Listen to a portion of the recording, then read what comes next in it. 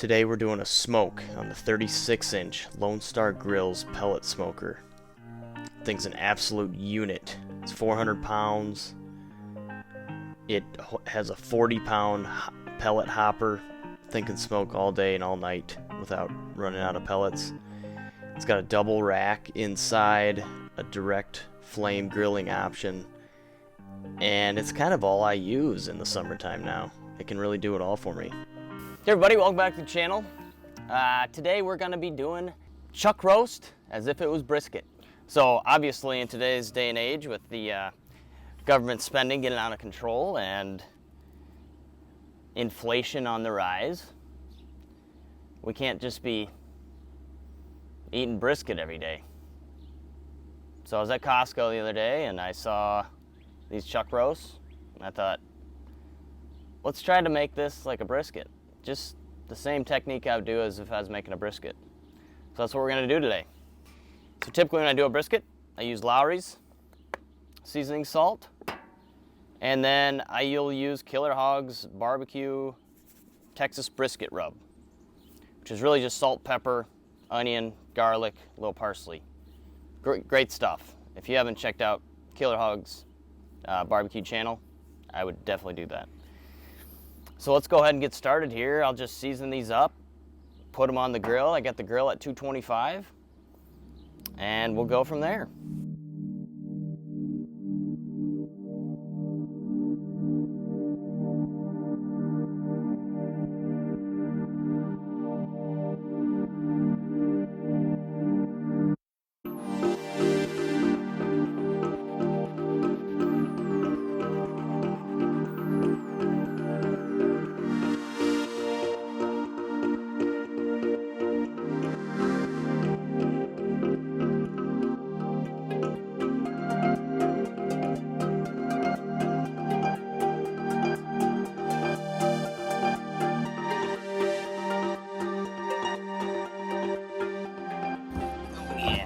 Sides all nice and done up. That looks pretty damn good. Alright, got them all seasoned up. Ready to go on. As you can see, I got the grill set point at 225. The current temperature inside the chamber is 243. Then this little temperature up here, I got a meat probe in there. So this is 255, it's just sitting on the grate right now. So let's go ahead and put these guys on. I typically do all my long smokes on the top grate. Mostly just because I'll usually put something underneath it just to help it keep it cleaner. I'm gonna put this smaller one on the left-hand side because I think it's about 5 or 10 degrees cooler over there, and the thicker one will go on the right, closer to the firebox here. So the fire's on the right-hand side, it comes up and around, and then I'm gonna measure the internal temperature of both of these. So I've got my new probe that I haven't used, obviously nice and shiny, and I got the one I always use. So we'll throw this one, just try to get it kind of in the middle of the middle. All right, and same for this. Go. Okay. Should be good. Now, you can see those things are basically frozen on the inside. My fridge is really cold. 30, 29 degrees and 30. So, it'll take a while. And now we wait.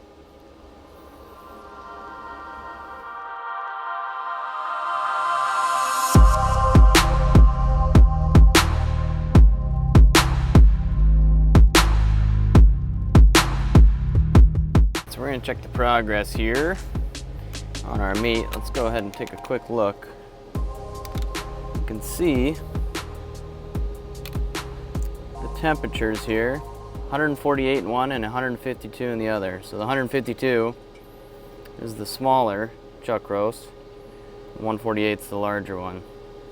So it's it's getting close to that stall point. So let's go ahead and see what they look like. It's been about 3 hours now. And they're getting a good crust on them. It is looking, a little dry there, kind of interesting. You can see it pooling up. Perhaps you can see that. A little bit of pooling there going on where that divot is. It's where that fat stream was going through the middle. So the fat's definitely rendering. I'm actually just going to give this a spray with a water and bourbon mixture just to moisten that top. So we'll do that. If you're spraying meat like this, you don't really want to spray for the first couple hours just so your seasoning can set in. When I mean set in, meaning it's not going to come off when you spray it. Just give it a little spray. Color good.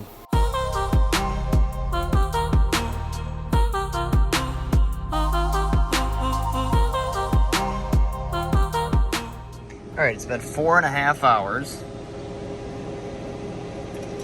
Definitely in the stall period.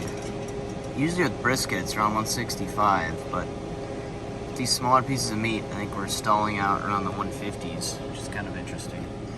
So we take a look at the bark. And the bark's looking really good. Looking nice. So, I think, because these aren't quite as fatty as brisket, I'm going to wrap them a little earlier. And that'll finish them up pretty quick. Hopefully keep in a lot of that fat that might be dripping down.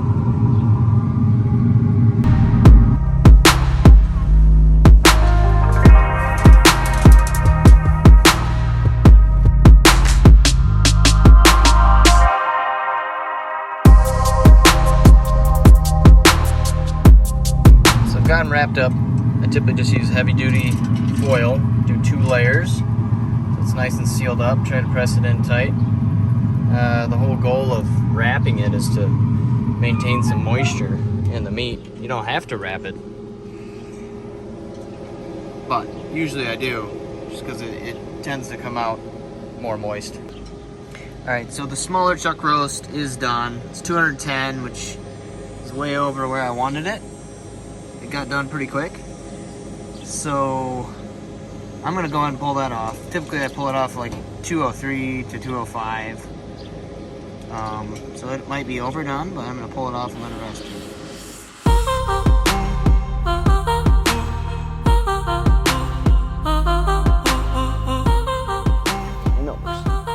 Alright. Yeah, I know you want that. Alright, so we completed the brisket. I took this one off, which was the larger one, at about 5:30. So that took about 7.5 hours. I would say it doesn't look as appetizing as a brisket. We did eat the smaller one earlier. It was delicious. Is it as good as a brisket? No, it's not. Not as good as a brisket. But it's pretty darn good. My wife enjoyed it. Obviously the dog wants a piece. So it was pretty good. What I noticed is it's like the exterior dries out a little bit more than what a brisket does. It's probably because there's less intramuscular fat tissue in there. So the outsides here, the corners, you can feel they're a little hard. They're a little drier than what you would see in a brisket. Overall, the juiciness of it, wasn't as much as what you'd find in brisket. Again, fat levels, right? But it turned out really good. I mean, if you got a chuck roast and you don't know what to do with it, this is a great thing to do. So I highly suggest it. I think I'll do it again in the future for sure. I think one thing you want to be aware of when you're buying it, these ones were kind of flat pieces, obviously only about 2 inches at the thickest part. Sometimes you can find chuck roasts that are a bit thicker, a little bit more round. That'd be ideal, right? Because you get the good crust. The inside, you'd have a little bit more fat running through it, and you wouldn't get these burnt ends as much. So yeah, overall I'd say it works great. Try to find a bigger brisket, a little bit thicker than what I've got here, and I think you'll end up with something juicier. But you can see, I mean, it is pretty juicy. You know, you get that larger fat strand running through the middle, and it's definitely the juiciest right around there. But it's not like a brisket. It's not as juicy as a brisket, I can tell you that. So yeah, I would say it's worth doing for sure. And you know, obviously, cook it long enough, it just falls apart. So this one will be leftovers. I'll probably cut it up and make, I'm not sure yet. You can do a lot of stuff. I've done it with brisket, leftover briskets, where you do like a brisket fried rice is great. Brisket tacos, phenomenal. You could do like brisket grilled cheeses. There's unlimited possibilities. I mean, a brisket sandwich, you know. And I can show those in future videos as well. But overall, great product in the end. I try to find a chuck roast that's a bit thicker and more of a round type shape than these flat, you know, oblong disc type shapes I have here. So those are the learnings I had, and hope you enjoyed it.